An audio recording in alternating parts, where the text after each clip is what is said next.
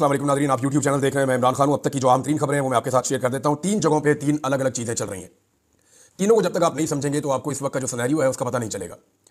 Number 1, हुकूमती camp, वहां पे क्या चल रहा है, यानी हुकूमत और एस्टेब्लिशमेंट मिलकर क्या सोच रही है, उनके दिमाग में क्या है, चीज़ों को कंट्रोल अब कैसे करना है। नंबर 2, अडियाला के अंदर क्या चल रहा है, क्योंकि इमरान खान साहब से 2 मरतबा मुलाकात करवाई गई है। दोबारा रात के वक्त जो है वो जेल को खोला गया और बैरिस्टर गौर गए हैं, असद कैसर गए हैं, शिबली फराज के बारे में कह रहा था कोई, वो भी गए हैं। तो ये लोग गए और जाकर इन्होंने इमरान खान साहब से दोबारा मुलाकात की है। अब वहां से मुतजाद खबरें आ रही हैं। फिलहाल तो बातचीत को खुफिया रखा जा रहा है, लेकिन ये 2 कैंप हैं, इन दोनों कैंप्स में क्या चल रहा है। और तीसरी चीज है ग्राउंड रियलिटी, ग्राउंड पे क्या हो रहा है। ग्राउंड की सूरत इंतहाई खराब है। मैं जो आखिरी फैक्ट मेरे पास पहुंचा, मैंने आपसे कहा था कि आखिरी सबसे बड़ी और मुश्किल रुकावट जो है वो 26 नंबर चुंगी जो है वो सबसे मुश्किल और आखिरी रुकावट थी। उसके बाद रुकावटें हैं जरूर, लेकिन वो ऐसी रुकावटें नहीं है कि जहां पे पाकिस्तान तहरीक इंसाफ को रोका जा सके। यानी वो तो इस्लामाबाद के कारकुन और रावलपिंडी के कारकुन उठाकर फेंक देंगे। 26 नंबर चुंगी पे एक बहुत लंबी लड़ाई चली है, और क्योंकि जो लोग वहां पहुंचे थे वो कोई बलूचिस्तान से आ रहा है, कोई खैबर पख्तूनख्वा से आ रहा है, उन्हें 2-2 दिन हो गए थे यहां पहुंचते हुए। तो यहां पे जो लोग पहुंचे वो पहले ही बहुत निठाल थे, और जहां पे रेंजर्स भी थी, एफसी भी थी, पुलिस भी थी। और जो मुझे बताया वहां पे अहमद फरहाद साहब मौजूद थे, उन्होंने कहा जी हमने ऐसा भी देखा कि एक एक मिनट में 20 या इससे ज्यादा शेल्स फायर किए गए, बहुत रैपिड फायरिंग की गई है, शेलिंग की गई है, रबड़ की बहुत गोलियां चलाई गई हैं। अहमद फरहाद साहब को भी लगी है, कुछ और दोस्तों को भी लगी है, कुछ कारकुनों को भी गोलियां लगी हैं। 1-2 मीडिया वाले भी शिकायत कर रहे थे कि हमारे ऊपर भी फायरिंग हुई है। तो रबड़ की गोलियां भी चली हैं और शेलिंग भी हुई है। ये तो है जनाब ग्राउंड की सूरत हाल थी जो मैंने आपको बताई। लेकिन फिर मोहसिन नकवी साहब ने एक स्टेटमेंट दिया उस वक्त जब लोग बहुत बड़ी तादाद में टच करना शुरू हो गए इस्लामाबाद को। अली अमीन गंडापुर का और बुशरा बीबी का काफिला भी पीछे से आ रहा है, कुछ काफिले पहले पहुंच चुके हैं। सबसे आगे बलूचिस्तान के नौजवान हैं और बाकी कुछ पंजाब से आने वाले लोग हैं, और खैबर पख्तूनख्वा का वो काफिला जो शायद खटक वगैरह के साथ आया था, ये लोग जो पहले आगे बढ़ गए थे ये लोग वहां पहुंच गए। पिछले काफिले भी सारे आ रहे हैं।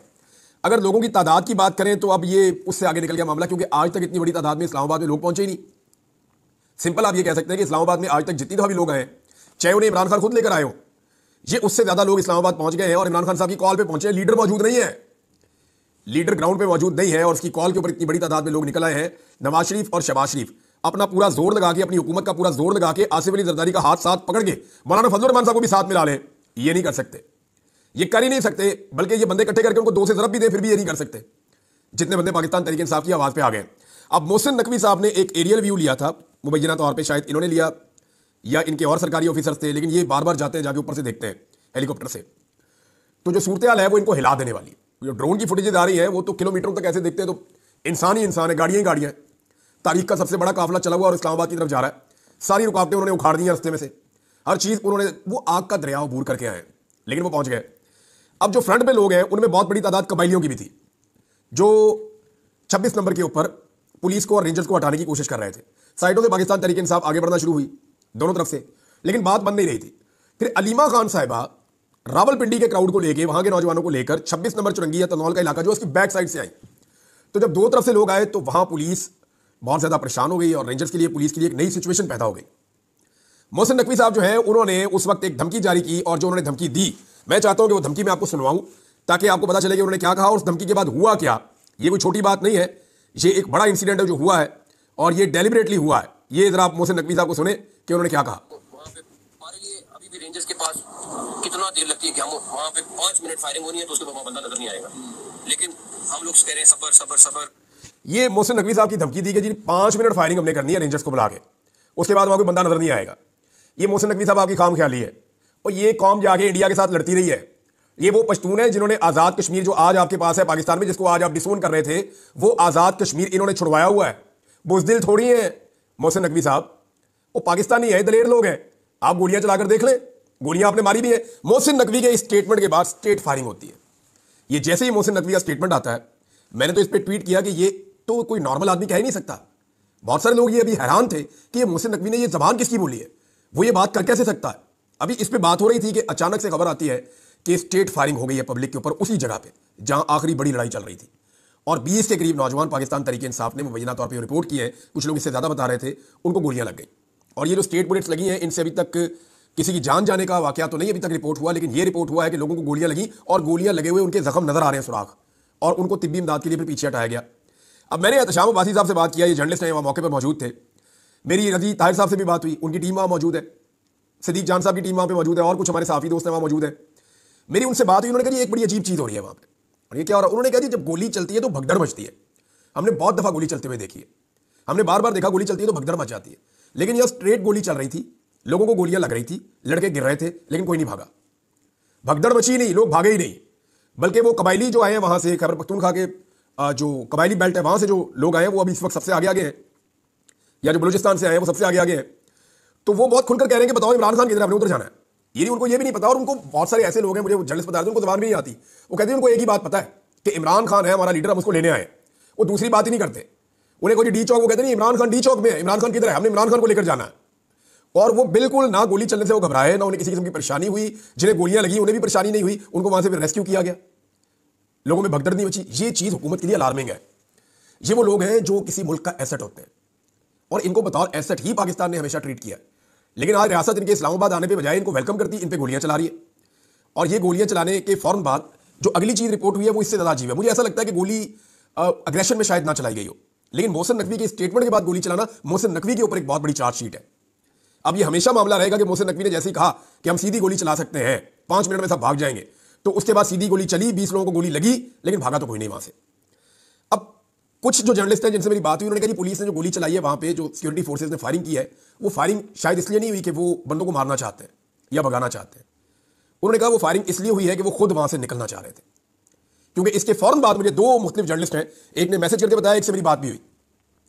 उन दोनों ने कहा जी कि जैसे ही इमरान साहब वहां पे गोली चली है और गोली चलने के बाद लोग जख्मी हुए हैं, तो हमने उसके बाद जब देखा तो वहां से रेंजर्स और पुलिस और एफसी ये लोग वहां से निकल रहे थे, और इन्होंने तेजी से उस मुकाम को छोड़ दिया है। और तरनौल और वो जो एरिया है 26 का, अभी जो इतलात हैं जो वहां कुछ लोगों ने मुझे बताई, और पूरी तरह से तो नहीं वो मुझे कंफर्म कर पा रहे, लेकिन उन्होंने कहा इसका एक बड़ा हिस्सा जो है वो पाकिस्तान तहरीक इंसाफ के कब्जे में, लोग कंटेनर्स को एक एक करके हटा रहे हैं और गिरा रहे हैं। ये है जनाब वहां की सूरत हाल इस्लामाबाद की। और जो लोग आए हैं वो इमरान खान को ढूंढ रहे हैं, यदि इमरान खान कहता है उसको हम छुड़ाकर साथ लेकर जाएंगे, हम इमरान खान को लेने आए, वो हमारा लीडर है, वो मुसलमानों का लीडर है। लोग वहां ये बात कर रहे हैं जो कबायली आए, वो कहते हैं इमरान भी वो बात ही नहीं सुनते, उन्हें कुछ भी कहो। अच्छा, अब बुशरा बीबी जो है वो बार बार कारकुनों को एक ही बात कह रही है कि हमने डी चौक पहुंचना है, डी चौक पहुंचना है, डी चौक पहुंचना है। हुकूमत कह रही है हमने डी चौक किसी को जाने नहीं देना। ख्वाजा आसिफ और मोहसिन नकवी 2 बंदे हैं जिन्होंने धमकी लगाई है। ख्वाजा आसिफ ने धमकी लगाई जनाब ताकत का हम भरपूर इस्तेमाल करेंगे, अगर ये आना ही चाहते हैं और इनकी ब्रेकें नहीं लग रही और बुशरा बीबी हर हाल में पहुंचना चाहती हैं, पीछे नहीं हटने पर तैयार, तो फिर हमें ताकत का इस्तेमाल करना होगा। और ख्वाजा आसिफ की धमकी और मोहसिन नकवी की धमकी के बाद ताकत का हमने इस्तेमाल होता हुआ भी देखा। अब आ जाए दोनों कैंप्स में हो क्या रहा। पहले आप ये देख लें कि हुकूमत ने ऑफर क्या किया। हुकूमत ने पहले ऑफर किया सुबह आप जाके मिलने, मुलाकात का दिन नहीं था, 2 घंटे मुलाकात हुई। फिर हुकूमत ने रात के अंधेरे में दोबारा मौका दिया कि जाके फिर मिलें, ये लोग जाकर दोबारा मिले। लेकिन हुकूमत ने जो ऑफर दी है अब वो ये दी थी कि जनाब आप जाकर मिलें और हम आपको जगह दे देते हैं संजानी में। संजानी वो जगह है जहां पे वो बहुत बड़ी मवेशी मंडी थी, जहां पाकिस्तान तहरीक इंसाफ को पहले जलसा इन्होंने करवाया, फिर पाकिस्तान तहरीक इंसाफ का मजाक उड़ाते थे।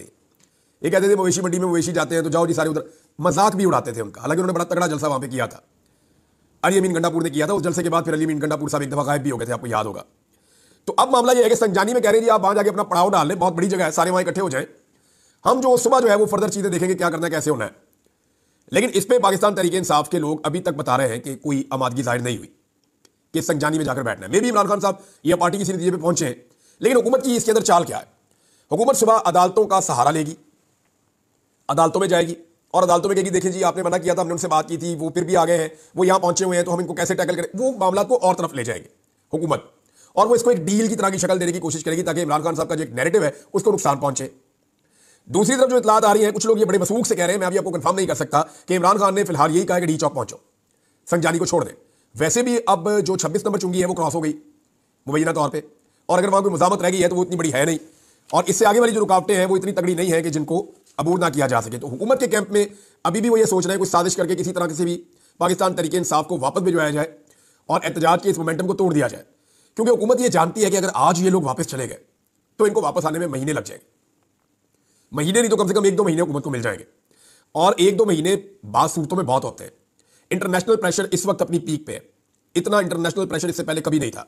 जो ओवरसीज पाकिस्तानियों ने कर दिया है वो पाकिस्तान का नहीं वर्ल्ड रिकॉर्ड बना हुआ है। दुनिया का कोई लीडर पूरी दुनिया में अपने लिए एहतजाज नहीं करवा सका आज तक। इमरान खान वाहिद लीडर बना है कि उसके लिए दुनिया के 32 मुल्कों में सेम टाइम में एक ही दिन के अंदर एहतजाज हो रहा था, राउंड द क्लॉक हो रहा था, क्योंकि यहां दिन है, वहां सुबह है, वहां शाम है, तो वो एहतजाज होता चला जा रहा था। तो इमरान खान साहब जो है ये उनके लिए हुआ है, तो ये एक बहुत बड़ा रिकॉर्ड है। अमेरिकी सदर करना चाहे तो वो भी नहीं कर सकता इस वक्त कि सारी दुनिया में अमेरिकन को कह के निकलो और एहतजाज करो, ऐसे नहीं होता। ये इमरान खान के लिए हो रहा है क्योंकि वो बहुत बड़ा ब्रांड है। बजाय इसके पाकिस्तान उससे फायदा उठाता, पाकिस्तान उससे बेनिफिट्स लेता, पाकिस्तान ने उसको उठा के जेल में डाल दिया और पाकिस्तान की आवाम को रियासत ने अपने खिलाफ कर दिया। है तो बदकिस्मती है, लेकिन ये रियलिटी है। अब मोहसिन नकवी का कहना है दफा 245 में जाना पड़े, फौज को दे दे, या कर्फ्यू लगाना पड़े, या कोई और इंतहाई कदम उठाना पड़ा तो हम उठा देंगे, फिर बाद में हमें कोई शिकवा ना करे। बार बार मोहसिन नकवी ने धमकियां लगाई हैं। अब तरनौल के ऊपर जो है वो कारकुनों का कंट्रोल बताया जा रहा है, कारकुन आगे की तरफ बढ़ रहे हैं, इमरान खान की बहनें भी पहुंच गई हैं, बुशरा बीबी का काफिला भी बहुत करीब पहुंच गया है। अगर ये लोग डी चौक पहुंच जाते हैं तो एक नई सिचुएशन होगी। अच्छा, बड़ा सवाल यह है कि कर्फ्यू कैसे लगाया जाएगा? इतनी बड़ी तादाद में लोग आ गए हैं, कर्फ्यू कैसे लगाएंगे? जो हुकूमत के लिए दूसरा बड़ा सरदर्द है वो ये है कि पंजाब से काफिले पहुंचना शुरू हो गए। देखिए ना, पंजाब में भी पुलिस की लड़ने की कैपेसिटी है ड्यूटी करने की, 10 घंटे, 20 घंटे, 30 घंटे। अब इस मामले को 2 दिन हो चुके हैं, तीसरा दिन अब शुरू हो रहा है। अब सारी सड़कें तो बंद रखी नहीं जा सकती, बहुत सारी खुल भी गई है, तो लोग धीरे धीरे निकल रहे हैं, 4-4, 6-6, 10-10 करके, 5 गाड़ियां, 4 गाड़ियों का काफिला, लोग निकल रहे हैं और इस्लामाबाद की जानिब जा रहे हैं। अब ये जो पंजाब से एक मूवमेंट चल रही है, तमाम शहरों से आहिस्ता आहिस्ता लोग इस्लामाबाद की तरफ आ रहे हैं, ये आने वाले 1-2 दिनों में तादाद बहुत बढ़ जाएगी। और अगर इमरान खान साहब किसी सूरत में अदालतों से जमानत मिलने की सूरत में बाहर आ जाते हैं तो फिर वो तारीख का सबसे बड़ा जलसा भी कर देंगे। लेकिन मामला यह है कि इस वक्त पाकिस्तान की रियासत, एस्टेब्लिशमेंट, हुकूमत कोई भी इमरान खान साहब पे एतबार नहीं कर पा रही।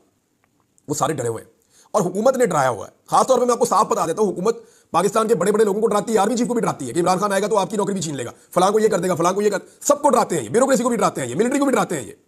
ये हुकूमत सबको डरा रही है कि इमरान खान आएगा, ये करेगा, वो करेगा। बुशरा बीबी ने मेरे ख्याल में इसीलिए ये स्टेटमेंट दिया है कि इमरान खान अपनी जात के हवाले से किसी से बदला नहीं लेगा और वो किसी से बदला लेना भी नहीं चाहता और वो इसमें बिलीव भी नहीं करता। ये बुशरा बीबी ने कहा तो मैं सोच रहा था ये क्यों कहा, तो फिर खबरें तो बहुत पहले से आ रही थी और ये मुख्तलिफ औकात में कहते भी रहे कि इमरान खान आएगा तो फलां को नहीं छोड़ेगा, तो इसको नहीं छोड़ेगा, तो उसको नहीं छोड़ेगा, इसको ओहदे से हटा देगा, उसकी नौकरी खत्म कर देगा। तो ये खदशात लोगों के दिलों में बिठाए गए। अब बुशरा बीबी ने कोशिश की कि इस खदशे के ऊपर भी जो है वो थोड़ी ठंड डाली जाए और ये मामला भी जो है वो खत्म किया जाए, ये डर खत्म किया जाए। बहरहाल कमाल की इस्तकामत दिखाई है इमरान खान साहब की बीवी ने और इमरान खान साहब की बहनों ने। और अब इस वक्त जो हो रहा है वो ये हो रहा है कि रावलपिंडी और इस्लामाबाद के शहरी निकल आए हैं, वो खाना, पानी, कंबल, कपड़े और दीगर ज़रूरी सामान लेकर आ रहे हैं। लोग अपने वाईफाई पासवर्ड ख़त्म कर चुके हैं, जितने भी पाकिस्तानी वहाँ मौजूद हैं उनको इंटरनेट मिल रहा है और अडियाला का दरवाज़ा एक दिन में दूसरी मरतबा खोला गया है। हुकूमत 3 चीज़ें एक साथ कर रही है, एक तरफ वो कहती है बंदे नहीं निकले, दूसरी तरफ वो तमाम रुकावटें, फस्तायत, जबर, सारे बहुत कंडे इस्तेमाल करती है और तीसरी तरफ वो इमरान खान साहब की मिन्नतें भी कर रही है और पाकिस्तान तरीके इंसाफ पे दबाव डाल रही है कि जाओ यार खान साहब को किसी बात पे मना लो। बार बार नई से नई ऑफर्स देकर भेज रहे हैं लेकिन ऑफर्स काम नहीं कर रही। इंटरनेशनल मीडिया इस पूरे इवेंट को लगातार रिपोर्ट कर रहा है और आलमी सतह पे इसकी बहुत बड़ी कवरेज हो रही है। ये जिस लेवल की कवरेज हो रही है ना, इसका इंपैक्ट बहुत गहरा होगा और वो इंपैक्ट आपको आने वाले दिनों में नजर आएगा। पाकिस्तान का जो लोकल मीडिया है या जिसको आप इलेक्ट्रॉनिक या प्रिंट मीडिया कहते हैं, वो इसके ऊपर किसी किस्म की कवरेज नहीं कर रहा। उनको बड़े सख्त अहकाम दिए गए हैं कि पाकिस्तान तरीके इंसाफ की इतनी बड़ी मूवमेंट को आपने ग्लोरीफाई नहीं करना, आपने इसके बारे में नहीं बताना। लेकिन इंटरनेशनल मीडिया ने जो है वो ये सारी चीजें एक दफा नहीं बार बार दिखाई हैं। इमरान खान साहब के 3 मुतालबात, नंबर 1 मैंडेट की वापसी, नंबर 2 बेगुनाह कैदियों की रिहाई, नंबर 3 26वीं आईनी तरमीम का खात्मा। अब क्या इमरान खान साहब इन तीनों मुतालबात से पीछे हट जाएंगे या फॉर द टाइम बीइंग अगर वो बाहर आ जाते हैं और वो अपने इन मुतालबात के ऊपर खुद एक तहरीक खड़ी करते हैं तो वो ज्यादा मौसर भी हो सकती है। डिफरेंट किस्म की इमरान खान साहब को ऑफर्स मिली हैं और अभी और ऑफर्स भी मिलेंगी। ये मुज़ाकरात भी चलेंगे, ये एहतजाज भी चलेगा और मुझे नहीं लगता कि अब रियासत में इतनी सख्त है कि वो लोगों का ज़्यादा देर तक मुकाबला कर सके। अगर पाकिस्तानी इसी तरह डटे रहे तो अगले 1-2 दिन के अंदर गेम तब्दील हो जाएगी। लेकिन एक बात याद रखिएगा, पंजाब को निकलना पड़ेगा। अगर पंजाब से जैसे अब लोग निकल रहे हैं, थोड़े थोड़े करके आना शुरू हो गए हैं, उन्हें हौसला हो रहा है, उन्हें कॉन्फिडेंस मिला है, वो 2-2, 4-4 गाड़ियां करके निकल रहे हैं, अगर ऐसे भी निकलते रहे तो अगले 2 दिन के अंदर पंजाब बहुत बड़ा इंपैक्ट डाल देगा और फिर बड़े काफिले जब निकलेंगे तो सूरत हाल बिल्कुल तब्दील हो जाएगी। अब तक के लिए इतना ही, अपना ख्याल रखिएगा, अपने इस चैनल का भी अल्लाह हाफ़िज़।